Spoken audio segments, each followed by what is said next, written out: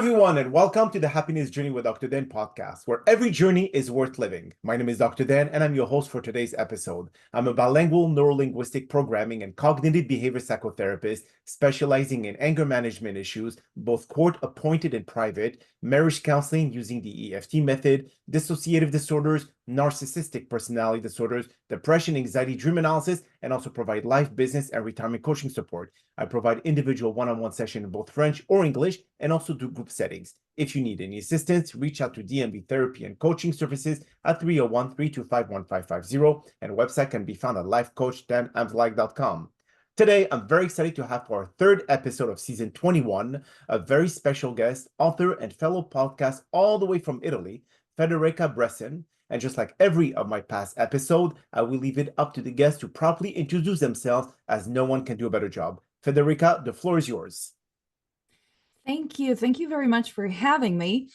Introducing myself is not necessarily an easy task. I'm in my early 40s now, and I have had a few careers.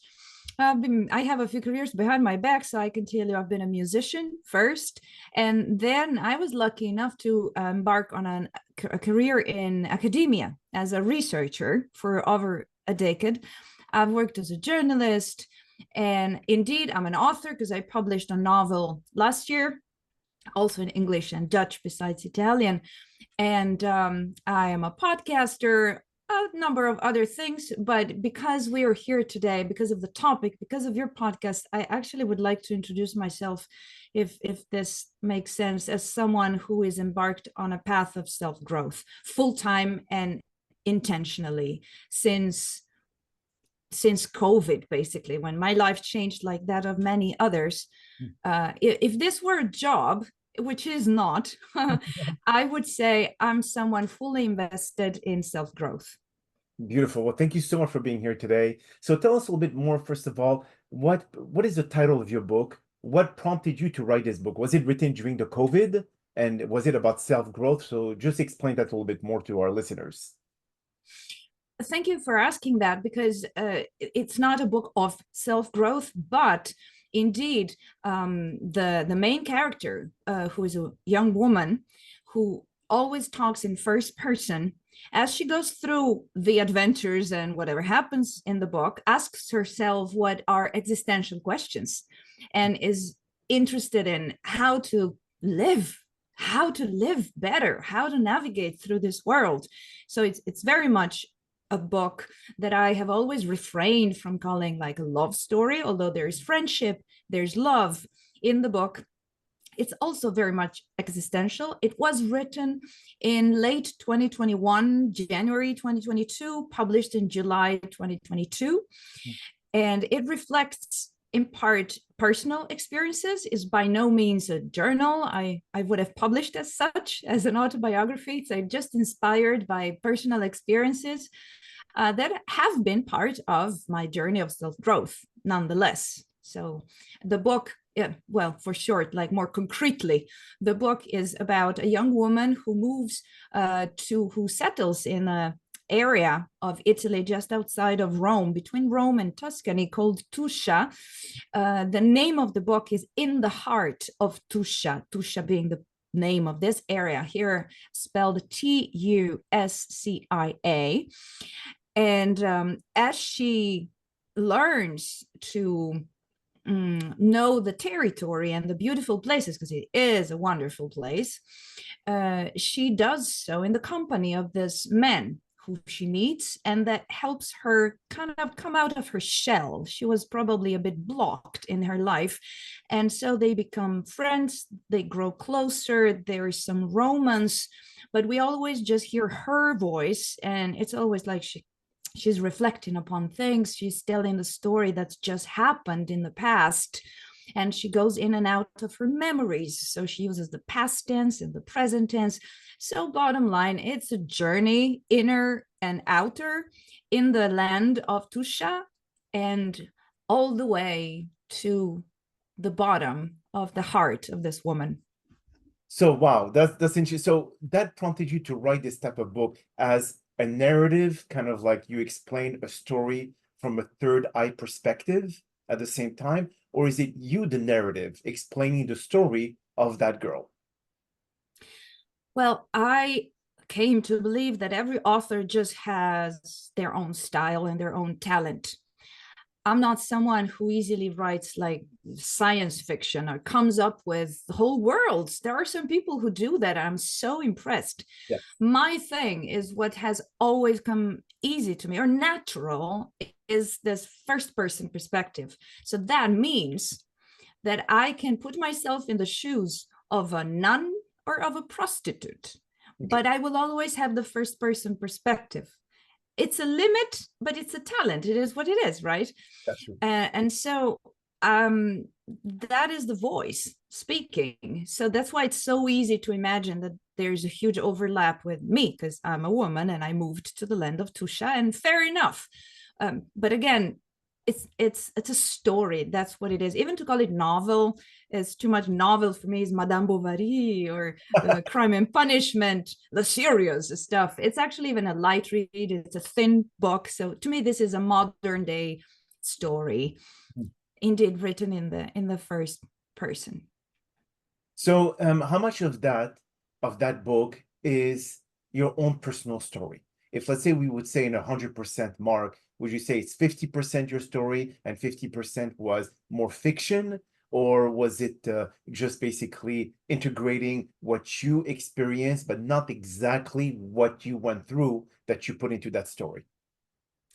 Yeah, for over a year, I resisted answering this question honestly because it was just too difficult. I wanted to distance myself from the book. But the truth is actually in the words of Laura Ingalls, the author of Little House in the Prairie, the whole series of children books. Absolutely. When asked if what she wrote in the books was real or not, because some people were using them as a basis for studies on how pioneers used to live, etc., she said, it's all true. So the answer to your question would be 100%, but it's not the whole truth. Okay. There's more. The answer to then how I decided what to omit is difficult because actually it was very natural to it's basically probably like the personal the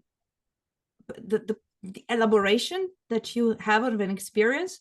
So actually, even if you've been married for 40 years with someone and you ask the people separately, tell me the story of your marriage, you would get two different stories, wouldn't you? I agree. I agree 100%. And so one thing is the facts and what happened. And one thing is how I told the story, which is very much how it was at that moment in time, which is, by the way, no longer true because artists do outgrow their work, how it was resonating inside of me, what I was feeling then, how I was seeing things then. And so the omissions were not very cerebral. I said, oh, I shouldn't say this. This is too personal. Absolutely not. In fact, rereading the book, which was not written for publication, I gave it out to 40, 50 friends in Italian and in English. And many of them were like, why don't you publish this? Why don't you publish this? And I, oh, come on, you know. But then it went, long story short, I got 4 publishers to want to publish it. So I had the luxury of the choice of the publisher, and I did. I'm very happy with Sette Città, based in Viterbo here, a city nearby. Just signed a deal with a Dutch publisher for the republication of the book in the Netherlands with Book Scout. And so this is how it became public, and it's very authentic. And after I knew that it was going to be published, which of course made me proud, I thought, gee, but I've been so candid. And then again, I thought, well, that's the courage of the writer. And I read quotes by other writers that say the same. And now that I am in the shoes of the one who exposed herself, you can do it putting your words in a character's mouth, but whatever you write, people will think it came out of your head. So Of course it has. if you write like a detective story with people murdering someone, that came out of your head. You must think those things, right? So everything points at you. You're guilty. And it gave me goosebumps for a second. I thought, Jesus, that people are going to know me so well, for example, which is not even necessarily so, because it's not things are not over explained in the book. I hint to things, I talk about things. If you want to pick them up, you do. If they resonate with you, probably you pick them up, otherwise not. Again, it's a very light read. And there's, so I thought this is what I say. You have to have the courage to put yourself out there. So there's much truth. But again, I would say it's fair enough if you think you know me or know something about me, know me better, know something intimate about me without knowing me at all, probably in real life, if you read the book, but never assume that you know all of me. Yeah, definitely. But do you think that this moment of self-growth was more about you writing this book than you having the courage to be able to express yourself in that book? The book is a big thing that's happened to me in the past years, but it's only one chapter, if you want, like a book is a chapter of my journey, definitely. So now let's go back into the self-worth part. I mean, I know a lot of people, or not self-worth, but self-growth. A lot of people are too afraid to take a step forward to be able to do something out of their comfort zone. So when we look at happiness in a grand scheme of things, what did that change your level of happiness by getting validation from others that your book is worthy enough to get published? Or did you just write it without even having the intention to get that book up in the open and having it published all over the world? Wow, if I take your question apart, I will be so boring. But you use the word happiness, which is so loaded, and you assume that happiness has ever been my goal in life. Says who? You know, a bunch of things. Let's say that to be an author is something I have always wished. It was my first wish. In fact, before I learned how to write, when I was 4 or 5 years old, and I tried to write my first novel, like serious novel, when I was 6 in elementary school. I didn't finish it, of course, but I still have this vivid memory of why it didn't work out and of the commitment I had. So then I've done a bunch of other things in life, but here I was with a text that I wrote. I've always written much in my life, but I had never published fiction. As an academic researcher, you can just imagine like 50 academic papers as first author, many. I write, I use the pen, but this was a story. This was different. And when I learned that it would be published, I felt an immense sense of pride. I'm still proud of it. Then I'm, on my journey, I'm working on not minimizing every achievement, imposter syndrome, because anybody could have done it. Many people have a book, of course, now. Of course, like I found even a foreign publisher to want to republish my book set in Italy now, but of course, I mean, it's because I looked for it. If I looked for a publisher in the United States, I would find it. Anybody could do that. This super minimizing your achievements. I have that. I am proud. Of course, I'm proud. But it's not something very central now to my journey, to my goals. It's something beautiful that's happened, of course, maybe more important than I realize. But I am I think I'm someone who's been through long periods in her life where she was just restless, and all you want is that restlessness to go away. Happiness seems out of hand. It's like, oh, I could do with just peace for a while. And this is what motivates you to work on yourself, to keep asking the questions. And honestly, I love to share these things because I'm sure you're never the only one doing anything in this world. So someone out there resonates. At the same time, whatever I go through, I never assume that I can speak to a fellow human and assume he gets it, understands it, or resonates, because everybody goes through their own journey. I see life as, the Wizard of Oz. When you get into the last chamber, everybody sees a bloody different thing, can be very different. So I never assume anything of someone else's path. What I can tell you is that I do not comprehend how certain people will choose not to embark in change. It's scary and whatever it takes, but the way you are now should hurt enough and just have you so dissatisfied that change is almost inevitable, because anything would be better than this. So I'm someone who has never struggled to get outside her comfort zone. It's what I do. Mhm. So, okay, so if happiness, Federica, is subjective, then people have that main goal to be able to reach whatever happiness means to them, either writing a book or accomplishing certain tasks that they never imagined to accomplish. So you mentioned earlier before we spoke, or when we spoke originally, like over by phone, you said that happiness is basically a combination of healthy relationship, understanding the state of world affair, and especially the understanding ourselves, because many people don't know what they really want, and they don't really know what will make them happy. So, what would you say based on what I just mentioned? Is it like a made like is it a grand picture, let's say a full puzzle versus little pieces of puzzle that you have to bring together to make the grand image? I love that you remember our phone call.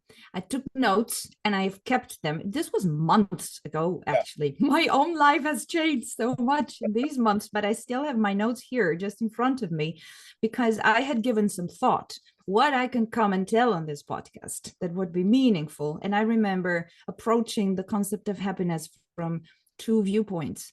And precisely, one is the subjective, because you want to be happy. I mean, happiness, it's a loaded word on all you want, but we kind of all understand it. Of course, we know what it means to be happy and we strive for that. So there is personal happiness, your achievement, your realization, feeling good, doing the stuff you like, of course. And you have to know yourself. There's a personal happiness, but then the second point, which is integral, in fact, to the first one, is that I believe happiness is something also as something of a distributed concept, because you cannot be happy by yourself, can you? No. Wouldn't it be odd to say, I'm so happy, and everybody around you is not, or your environment is broken somehow?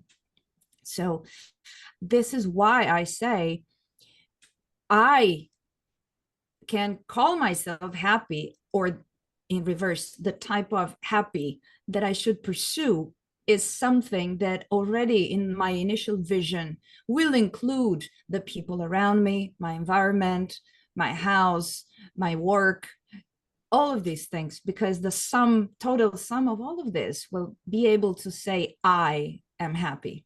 Does this make sense? It makes sense. Yeah, definitely. So, like you said, it's more like combining healthy relationship, making sure that people around you are happy as well, that will resonate, that will project back into your own internal happiness. So I think it's kind of like playing ping pong or tennis. You hit the ball and you expect the ball to get hit back to us.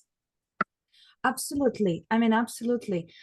Um, there's so much to say. What I want to say, I think that I believe that if you do what's expedient, if you're selfish and you trick others in doing something you think is good for you, for example, cheating and that kind of things, or your business partner, that I mean, I believe that no matter if in the short term you can say how smart I am, hey, how cool I am, I don't believe you're truly happy. You can't be.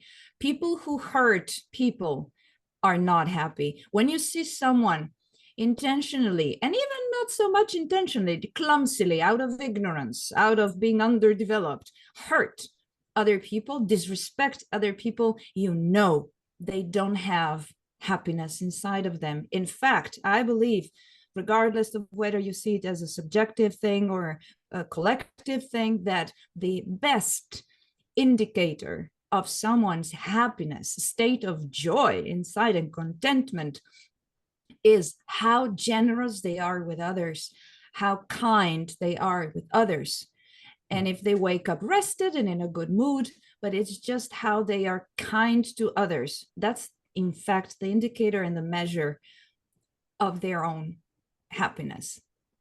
But do you think in our society nowadays, Federica, with social media and everything that revolves around it, when people have the tendency to be able to compare themselves with others that have maybe a more, I would say, lavish life, or they have accomplished a lot more than what we could ever dream of, do you think that helps them achieve happiness when there's a constant level of, I would say, comparison with others, when we both know that social media is completely fake anyway, but people have the tendency to believe too much on what's not real because it's like living your life in the matrix. Inside the Mm. matrix, you're being connected. People would prefer taking the blue pill than the red pill. So all this, do you think it facilitates people from achieving happiness? Well, first of all, one of my favorite memes on the internet is the one when Morpheus offers the two pills Yes. and then the hands are empty and he says, "Did you just take both?" You want the best of both worlds, right? As they say. I always like to see things from, that unexpected perspective. And that's why oftentimes, I seem to dodge the question because I will undermine the terms of the question and this can make me look smart sometimes, or just what is she talking about? So in response to your question, which is always just so complex and has it roots into our society and the dynamics, and then what kind of demographics are we talking about, and is it the United States, Europe, are we talking South Africa, very, very different places. In general, I would say that every era in history has had its own deceptions, and this is just what we're living now. I believe that if you if you want to live intentionally with your eyes open, you can always do so in every era. Actually, now we are subject to this very powerful distorting tools like social media, Instagram, and how fast things go and all you want. But we are also exposed to so much information. It's very, we normally go to school, so we are kind of familiar with the fact that Greek philosophy existed, and we have access to sources of alternative wisdom, or wisdom, but alternative because Plato is not really our contemporary. I am studying philosopher, psychoanalyst Adolf Adler a lot lately, and I find great solace, support, tools, right? So I don't know. I believe that only dead fish go with the flow. And if you're so much subject of social media and the narratives within social media, Leave. yeah, I mean, you can wake up anytime, blue pill, red pill, or take both and see what happens. That's a good point. I mean, the irony of taking both, does it show someone that they really want to experience the two side of the spectrum, which is being dormant with their head inside the sand as taking the blue pill, or really wanting to wake up and understanding what the matrix is all about and why do we live in a life of illusion? Well, what I like about the option of did you just take both is that because of, well, it's a vicious circle, but because of how we design technology and now for how technology is designed, and so it reinforces, we live in a procedural reality. There is a how-to for everything. You have options, drop-down menus, click here. And I believe that there's lateral thinking and just seeing things from the perspective that is not available in the drop-down menu is something that we're not so that we're not practicing that anymore, which is the genius view on things. It's that different take on things, the twist. So you see, what is the option there? Blue pill, red pill, A or B. So to say, did you just take both? Already like breaks the rules of the game that I presented you. I think that's brilliant, and that it's always been a prerogative of humans to be genius like that. They have these flashes of genius. I'm not sure about artificial intelligence now. I wish that we humans like hold on to that. And yeah, I'm big, I'm also a tech fanatic, tech opinionist, and I'm always super critical of interfaces and system design, because there's always an ideology embedded in a system and a prioristical idea of user embedded in how you design the interface. And this is like a ready-made jail. Sometimes it's wonderful and comfortable, but it wasn't something that came out of nature. Someone designed it. If you're not critical of the design, and probably this can be extended to actually society, how laws work and how social systems work.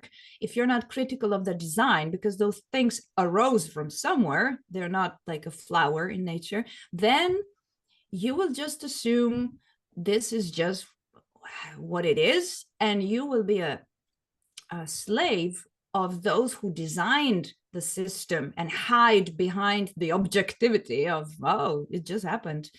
If this makes sense, if I explain it does make sense. And that